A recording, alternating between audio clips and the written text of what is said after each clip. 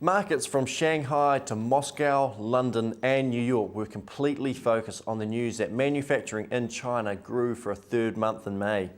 Later, reports showed that US manufacturing shrank at the slowest pace in 8 months and construction spending unexpectedly rose in April. Equity markets have risen sharply today, most are well over 2.5%.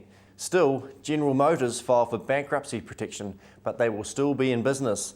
The US government will pump in another $50 billion into the company on top of the $20 billion thus far. Like equity markets, the dollar is rising fast. It is well over 65 cents to the US dollar this morning. This high dollar is not good news for New Zealand farmers. With equity markets gaining overnight, so too were commodity markets, and this is of more interest to farmers.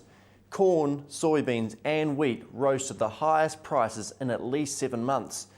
Signs of an improving economy in China renewed speculation that the worst of the global recession may be ending, boosting demand for commodities.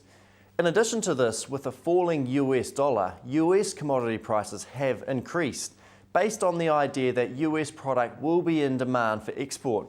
A low US dollar obviously makes it easier to purchase US dollar denominated goods.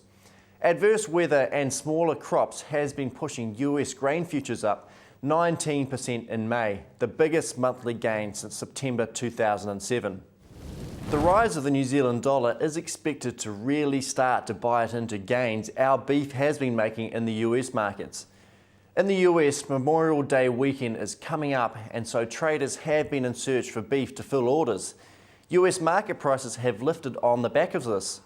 The US market is looking pretty good for New Zealand beef at the moment. There is a shortage of product. Cattle on feed numbers are well down and we are well positioned to make up the supply. However, our rising New Zealand dollar is bound to cause us problems. Sitting around 65 cents is not a place we want to be.